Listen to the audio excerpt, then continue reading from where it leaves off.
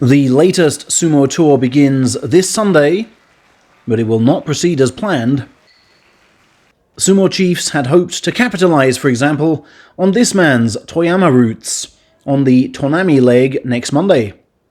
But of course, he won't be there in his badly injured state.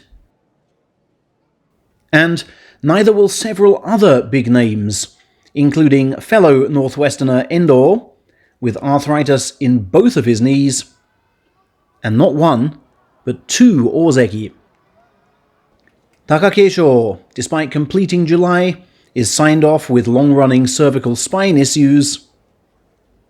And Hoshoryu, out since Friday last week with a mid-bout hip injury, will also miss at least the start. Ex-Ozeki Takayasu is also out with that torn pectoral. No signs yet he will join midway. Onosho, who will need a knee operation, is also not on the coach and will miss his chance to return to Aomori. Chiyoshoma, who disclosed big lower back issues during the last meet, is resting up as well. And the 8th top-tier man out is Roga. It seems because of a flare-up within the calf he pulled on the April tour. Of solace to provincial sumo crowds, though, is that Yokozuna Terunofuji, despite behaving as if the April tour would surely be his last, seems more than up for this one. We assume his hunt for elder stock is even now yet to conclude. Called up from the second tier to replace some of the tour absentees are soon-to-be-promoted Onokatsu, who's won 22 of his 30 salaried bouts so far, Kitanowaka, who always seems to step up for these tours, Shiden, I believe for the first time since October last year, Shimazu-umi, another who is often called upon like this, and Tochitaikai, given one last chance to parade his silk belt before, it seems, his official demotion. It doesn't look like Kaio will drop in his place. And also on tour, having missed the last one, is Iron Man Tamawashi, who is now, reports Sankei Sports, just 2 bouts away from tying with the all-time record for successive sumo appearances, currently held by this man.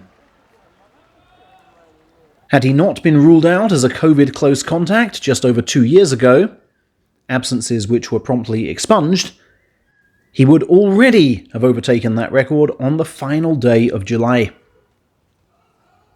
To get him through the unbearable heat at the age of almost 40, in addition to calculated rests, he continued his annual tradition of praying at the grave of his stable's most famous son, Yokozuna Tamanoumi, who also never missed a bout prior to his untimely death.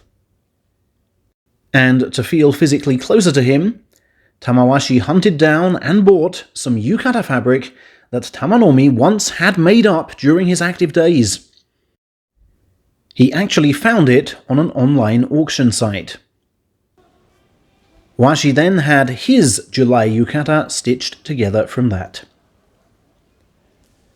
On the refereeing front, this man, Kimura Yodo, will rise to the second highest rank of Shikimori Inosuke on the 26th of this month. Sumo chiefs declared this week that he had more than met the standards of technique and dignity required over almost a decade on the third highest rung. It is thus the first time since 2015 that both the top 2 refereeing ranks have been filled.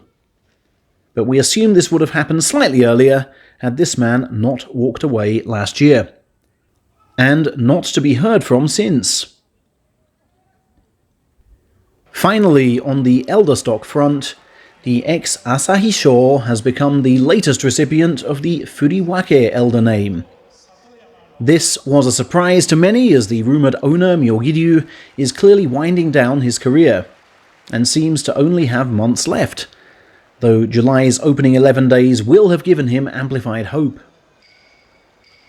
The Kiriyama elder stock, which Asahisho has relinquished, is thought to be bound for Takara Fuji.